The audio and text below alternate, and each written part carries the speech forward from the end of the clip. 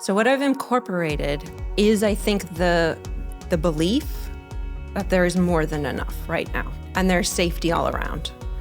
There's safety all around. Yes. I love that. I don't think that without this program, I would have been confident enough into jumping in and starting my business, because I would have panicked and gotten another job instead of giving myself space to actually take some time off, take some classes, relax into, yes, I can do this.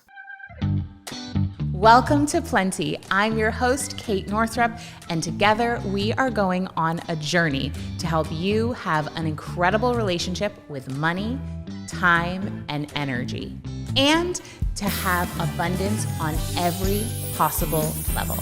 Every week, we're going to dive in with experts and insights to help you unlock a life of plenty. Let's go fill our cups. Please note that the opinions and perspectives of the guests on the Plenty podcast are not necessarily reflective of the opinions and perspectives of Kate Northrup or anyone who works within the Kate Northrup brand. Welcome to Plenty, Victoria. Thanks for being here. My pleasure. Thank you so much for inviting me. Yeah, it's so fun. So I'm curious. First of all, how did you find out about relaxed money, and what was going on in your life at that time that made you feel like this is the right time for me? So Emily Fletcher introduced. I love us. Emily. We were just texting before Oh, this. she She's going to is come on the magical. podcast pretty soon. She is magical. Magical. Yes. All the time. Yes. And I was doing the Evidence of Magic 6-month container with her. Awesome. And she, I guess you guys had recorded whether an Instagram Live or something like that, and she shared it with all of us. And I loved your energy right away and somehow missed, I don't remember which one it was, like the workshop or the masterclass that you had before the May Relaxed Money class. I missed it completely. And I was so upset. I had friends like from that who signed up, and I didn't even realize that they had signed up. And I was talking to, and I think I was still on your wait list for the next round. And so I'd been talking to Melly, who was in your spring class, and she's like, "Oh yeah, I'm doing it. I love it. This is how it, what the download is really." And I was like, okay. And then I participated in the flow. Yes. And at that point, actually, flow, I think, was maybe 2 weeks before I left working for the Navy. Whoa. Without knowing what I was doing next. Wow. After working for them for 20 years. So it just seemed to me like perfect timing, as in I have more than 20 years left to work. I don't know what to do next. But I knew in my soul, like in a knowing, that if I didn't change or make my relationship to money be a positive one, that no matter what I did next, it would end up being the same. And with all the work that I've done with Emily and all of the growing and with the meditation and everything else, it seemed very, very important to solve that, maybe not solve feels like there's a problem to fix, and like there is and there isn't all at the same time, but get that relationship to be something that is nurturing and everything else, so that with whatever I did moving forward, I was in a positive place, a place of abundance, rather than working from a place of scarcity, which is where up to that point I had been. Wow. That is powerful. I didn't realize that you had left your career 2 weeks after Flow, your career of 20 years. Yes. And 2 weeks after that, Relaxed Money started. Oh my gosh.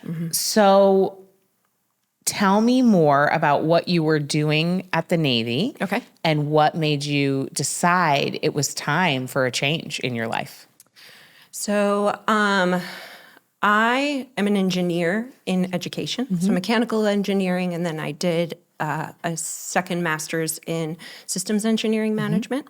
So I never did like technical engineering work. It was always more on the testing side of things because I liked being outside. I liked doing things.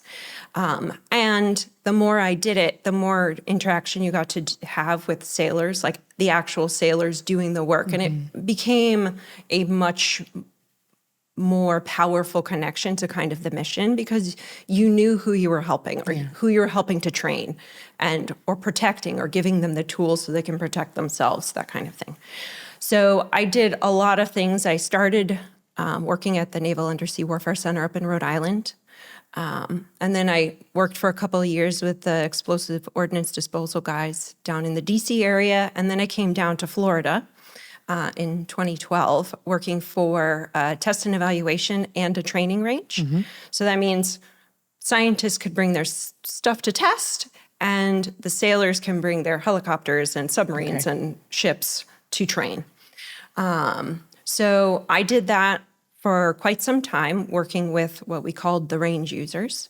And then I transitioned over to like the base operations side. So that's like facilities, IT, security, all of those things. And managed a big program after Hurricane Matthew hit our base. We had to do a lot of repairs. So after that, I got a job as running the facilities branch. And that is what I did till the end of my career as running that facilities branch. And I loved it. And I love the people I worked with and everything else.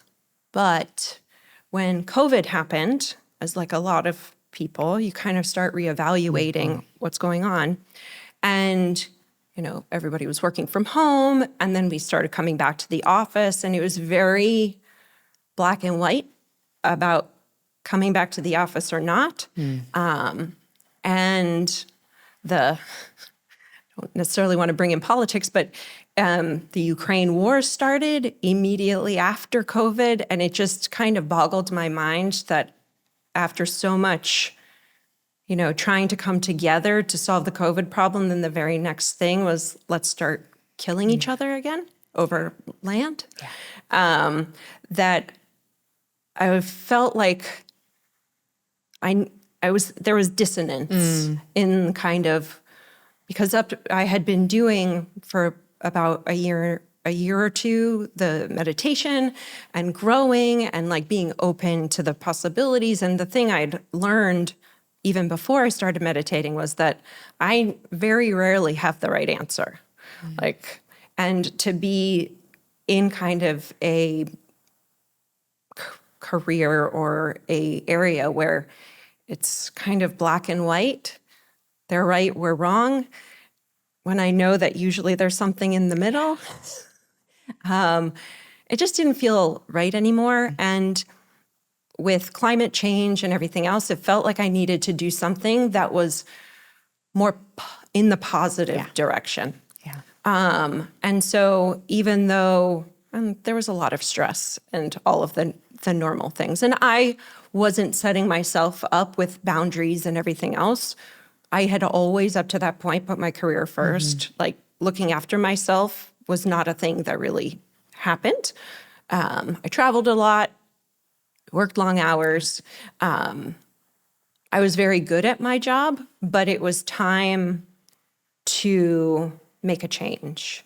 And it just, with the work that I had done with Emily in the Evidence of Magic container, it just gave me the courage and the belief in the universe that, okay, this is the first next step, is to leave. Not knowing what is next isn't, because I kept waiting. I had known I needed to leave or wanted to leave probably for about 5 or 6 years. Just something, the dissonance was getting louder and louder. But I kept waiting for that certainty. I know what I'm going to do next. And I realized, okay, no, you know what the next step is, and it's leaving and taking a break and seeing what comes in and what feels right. So at the time when you decided to jump, so you did the flow workshop, and then at the time that you decided to jump in with Relax Money, did you have any hesitations, especially given the amount of transition that you were already in your life? Yes. What were they? It wasn't like a money investment. I didn't quite know what I was going to be doing with my time and how much was going to be available. I was losing the structure of my job, which I was a little concerned about how I would retain structure and be able to do that work. I had been doing so much work on myself that it felt a little overwhelming to then dive into the nervous system healing, and also being like, well, I've been doing all this work. Do I really need this nervous system healing? Now I know I really do. And still. Yeah. But it was a lot of things. But I'm starting to be able to tell when like the fear is the right kind of fear versus the resistance fear. Not always. And this was the right kind of This was the resistance kind of fear, Yes. not like fear, like don't go there. yes. So what are the signs for you? What is the difference? This is like the question. Is how do I know when my fear is like my intuition pointing me away from something? And how do I know when my fear is just my sort of ego keeping me from growth? So how do you answer that question for yourself? I'm still learning. Yep. Because sometimes I don't notice that it's happened until well after the fact still. Just kind of like if something gets me anxious, I might not notice until like 30 minutes into the anxiety that, wait a minute. 30 minutes ain't so bad. Yeah. Like it could be 30 years. That's true. That's true. But I think usually when something new pops in, and first I get excited and then panic sets in. And if I like then think about it, I'm like, I haven't done anything yet. Why am I so scared? Like, Wow. Yeah. and Good point. it's just, and for a while, or for the longest time, it's only just recently shifted a little, where every new thing, and I can't quite remember when it started, because I used to do new things all the time. I loved it. Like, somebody would like propose something crazy new thing. It's like, I was like, I'll do anything once. Like, and then if I hate it, I won't do it again.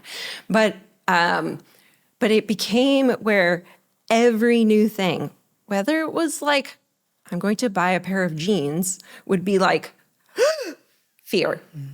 It was like every new thing. And I was like, this is really strange. Because there's things that, there is there's no threat. reason. Right. There's no threat, right? Why do I feel like I'm about to die when I'm contemplating telling a friend of mine about something? Yeah.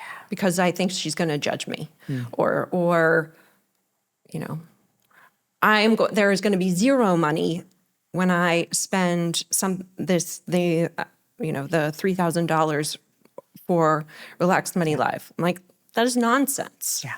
I have right now limited funds, but there's more than enough. And that's one of the things that I have absorbed, and part of the way from the course, is that just remember that there's more than enough, and you are fine, and you're still fine, and everything is fine. All is well in this moment. All of our needs are absolutely more than met in this moment, as evidenced by the fact that we are here. Yeah, exactly.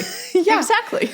And so you decided, okay, this fear that I'm feeling is resistance fear. I need to move in the direction of this fear. Yes. Okay, great. Because I had been like, anything having to do with money for the longest time was like, yeah, right. For those who are listening on the podcast, she just covered her eyes and put her fingers in her ears. All right, so you were more of a money avoider, yes, and not engaging with your wealth building activities. Yes. And so then you joined in our fall cohort. Yes. So you're relatively new to this work, which is so great. And I'm curious, what did you take to right away, and what have you incorporated, and what have you noticed in your financial life, or just in your life in general as a result? So what I've incorporated is, I think, the belief that there is more than enough right now, and there's safety all around. There's safety all around. Yes. I love that.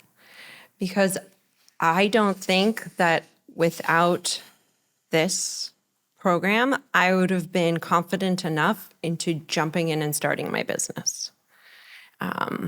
Because I would have panicked and gotten another job. Yeah. And instead of giving myself space to actually take some time off, take some classes, relax into, yes, I can do this. Yeah. Because up to this point, in my mind, I had a story that I would never be an entrepreneur. I'm not creative in that way. And it actually took what you teach in Relaxed Money and also some of my friends pointing out, like, what do you have against starting a business that is in like the health or space? It's because I said, because in growing up, it was like, that is either too woo-woo or, the real careers are doctor, engineer, lawyer. Totally. And now you come in here with your sparkly hair, your Reiki business. I love it so much. I just will be honest, I didn't really know much about your background, and I did not expect you to tell me that you worked for the Navy for 20 years. Like, I love it so much. And we all contain multitudes. Yes. And what's it like for you now in your life as you're exploring more your energetic side, more your spiritual side, and leading with more of your magic? What's happening in the rest of your life as a result of that? I got invited to come to this podcast. Yes, you which did. Blew my mind. I have made some new friends just from coming to the Relaxed Money Live. I'm building new kind of relationships, gaining confidence in myself as just myself, rather than in whatever way I present myself to the outside world. Because when I left the Navy, I didn't even know how to describe myself, because I would always say, oh, I work for the Navy. I'm an engineer. I manage people. I do this, I do that. And I was like, how do I even describe myself when I'm on a break? Or now, and that's something that I want to make sure I keep working on, that it doesn't become that I'm a Reiki practitioner only. It's that I am who I am, and all of that is just, the accessories that are there. Yeah, totally. Now, you said that as you were really looking at your life, you realized that you needed, if you didn't engage with some kind of money healing work, you were going to continue to live from scarcity instead of living from abundance. Yes. Now, you just started your own business within the last 6 to 9 months. As in 2 months. Okay, great. So 2 months ago. So your early days yet. Very. And I'm curious, as you're engaging with, listen, running a business is not for the faint of heart. It is a real personal growth opportunity. And so I'm wondering, what are you noticing and how are you catching those possibly deeply ingrained patterns of scarcity? And how are you incorporating more of the coming from abundance as you build this business and as you really, open up this new chapter of your life? So it has been very interesting because it's slow going, especially at the start, especially in a place where many people have never heard of energy healing or Reiki. Most of my friends hadn't or haven't. I hadn't gone for a Reiki session before I took a class. Oh, wow. So it's been a big change, because every time I kind of hit a little bit of a roadblock, or before would have felt like a roadblock, I have been able to turn it around and realize it was a learning opportunity. Yeah. So, for example, I've only had a few paying clients so far. And in my old way, I would have been really hard on myself, down in the dumps, like, okay, maybe it's time to quit, even though it's been 2 months. And instead, I said, okay, maybe the universe is saying you need to make sure you take this slow so you don't overdo it. You're still learning how to release other people's energy and everything else. That's a lot to... Totally. And energetic hygiene is a real thing. Very much. And then instead of being upset about the fact, I just reached out to all my friends and said, hey, anybody interested in some Reiki sessions? I would love to get used to using my scheduling system to practice having sessions so you guys can give me constructive criticism of like where something doesn't work or something was a little weird, all of those things so that I'm still getting into the practice of practicing and doing the work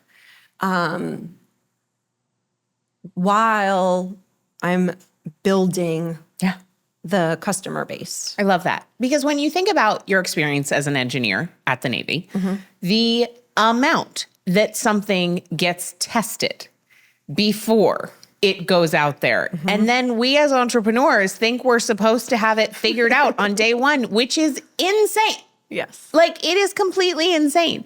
And so applying your testing, tweaking, researching to your Reiki business is brilliant. And I wish more entrepreneurs would approach things that way because we would get a much better delivery and a much better result in the end if folks really took that growth perspective, that growth paradigm, and not the like, if it's not perfect from day one, I have failed, which is what a lot of people do. And we are missing out on some incredible service providers and incredible magical people because of not trusting the timing and not doing the testing. I love that. How are you during this time bolstering your trust, building your patience, and enjoying the process as things get going in your business? What are you doing for that aspect of yourself? So one of the magical things is that because I'm doing a lot of distance Reiki sessions, I get to see a lot of my girlfriends who like see their faces, which, you call on the phone or whatever else. And that has been so nourishing. That's so cool. Like that you actually get to see your friends because life gets in the way. But once you put it on the calendar and it's an appointment, it becomes... It's just delightful. Yeah. It's delightful. And that has been really nourishing. And I think also just being more open. I was always very scared of criticism, even for criticism. And because it's very hard to get constructive criticism from people. And in this case, my friends are giving me constructive criticism, which is amazing. And I think it's letting me also release some of that fear of getting feedback. That it is not personal. It's just feedback. And how do you get better without feedback? That. Right. Because again, like if you were testing a piece of naval equipment, you're not like shitting on the person who made it. If you have feedback for making it better, you're just like literally making the thing better. And I think as entrepreneurs, one of the biggest mistakes that we make is that we conflate our identity with our businesses. And that actually halts our growth. So I love that you're really seeing the opportunity to get constructive feedback, which is being delivered with love, and allow it to infuse, and enhance what you're offering. Yeah, it's so great. So great. And I think the other thing that has happened, and I'm not sure how all of it is related, it's probably just things building one on top of the other, is that I'm getting more comfortable in just saying, and stepping up and saying, yeah, I'll do that. Yeah. I didn't hesitate sending you the email to... So great. Because you asked for volunteers. So like, okay, I don't know what this is for, but okay. Yeah. And then this magical event has happened. You got to put yourself in the ring. Yeah. And it seems like you're feeling safer to do that. Yes. Yeah. So cool. Okay. So if somebody at this point is thinking about diving into this relaxed money work, what is something that you would want them to know based on your own experience? I think it's to take the nervous system healing and from the start, figure out how you need to do the practices to make it a habit. Because that is still something that I struggle with, probably because I haven't done that fully yet. And so I'm remembering to do it after the fact, not let me start this thing that I know will give me some anxiety. Let me make sure I ground myself first. Right. And then start and pay attention and stop when I feel it again. Yeah. That, and I think take advantage of all of the live events, because it is much easier to hold yourself accountable if you are doing it in real time and participating, and like the community aspect of putting yourself out there, because you're going to get to see everybody, the same people, a couple times a week, once a week at least, for, a whole year if you want to. And for you, as someone who you said your friends are scattered around the country, you were in the Navy for 20 years, working with the Navy for 20 years. It's probably, I'm sure there's magical humans everywhere, but it's not known as like, oh, these are the most, personal development oriented, spiritually aligned. Like, I mean, I don't know. I've never worked in the Navy, so I have no idea. I mean, there's magical people everywhere. Yes. But it's really important to highlight how integral it is to have a community of people, just like in Emily's program and then transitioning into Relax Money. Yes. This community of people who are all committed at the same time to healing and expansion and living their most magical lives, because most of us do not have that in our workplace, in our family of origin, in our mom group, in our just like at school drop off. Generally speaking, that's not the vibe.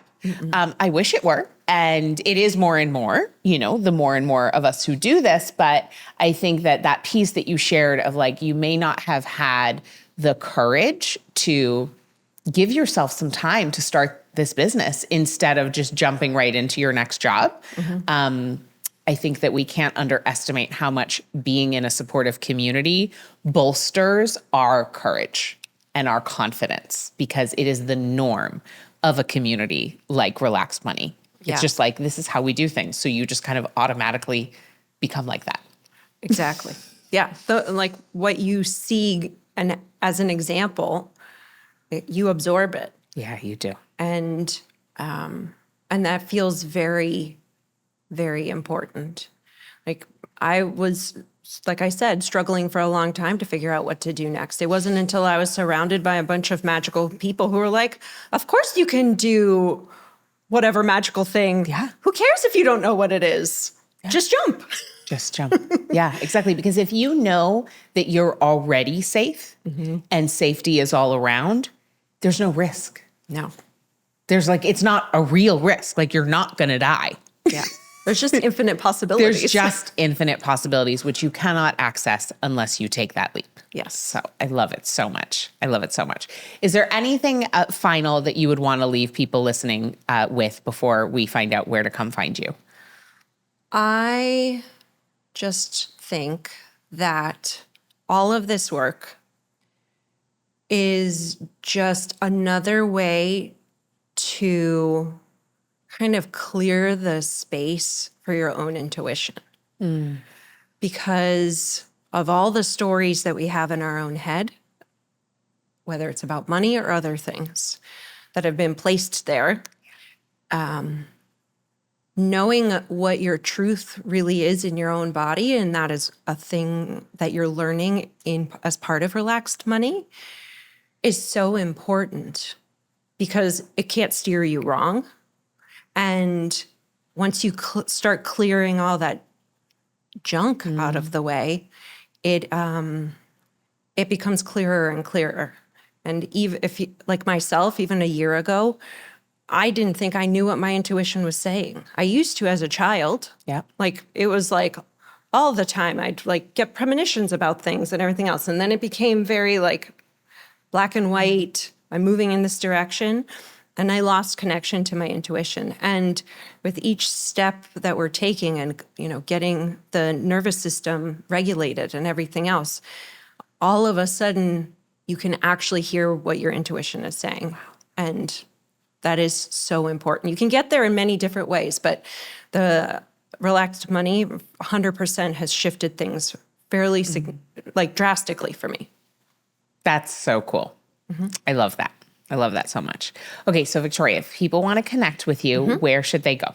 They can go to Instagram. It's Stagberry Reiki. Stagberry? Okay, Yes. great. And the link will be in the show notes. And my website is just stagberryreiki.com. I love it. Amazing. Thank you so much for sharing your story today. It's so great to get to know you and just hear about your experience. I'm really inspired. Thank you so much for having me. It was amazing. Thank you. Thank you so much for listening to this incredible episode of Plenty and getting to know Victoria. I just absolutely am blown away by my ability to sit here and like do stuff from my computer and then connect with incredible people all over the world like Victoria who found this work at a critical juncture to help her transition out of her 20-year career in the Navy into something new, something incredibly magical, something really different, and trust herself and listen to her intuition to be able to build an even more beautiful life and an even more beautiful world through her work and her continued expression. It's just the best. So if you're inspired as well and you want to check out Relaxed Money, make sure that you head over to katenorthrup.com/wide, where you can access the free workshop that gives you a taste of what this work is all about. I only have one setting. So the way I teach in the free work, which I only do twice a year, is the same as the way I teach inside the paid program. And this is your opportunity to sample the wares and see if your intuition is telling you that this is your next right step. Thank you again so much for listening. If you liked this episode, please go ahead and share it on social, subscribe, leave us a review, and I will see you on the next episode. Woohoo! You made it to the end of an episode of Plenty. Don't you feel expanded already? So if you liked this episode, go ahead and leave us a review. Subscribe to the podcast. Text a friend and let them know they need to listen in. That helps us spread the word so more people can experience plenty together. And if you want to ease your path to creating wealth, I created a money breakthrough guide for you where I interviewed over 20 of my high-earning women friends, and I asked them what their biggest money breakthrough guide was, and the responses were so mind-blowing and helpful, I knew I needed to pass them along to you. This is the kind of thing that is often only shared behind closed doors, but now you can access it totally for free. So head over to katenorthrup.com/breakthroughs and get the guide. Again, that's katenorthrup.com/breakthroughs. And I'll see you next time for Plenty.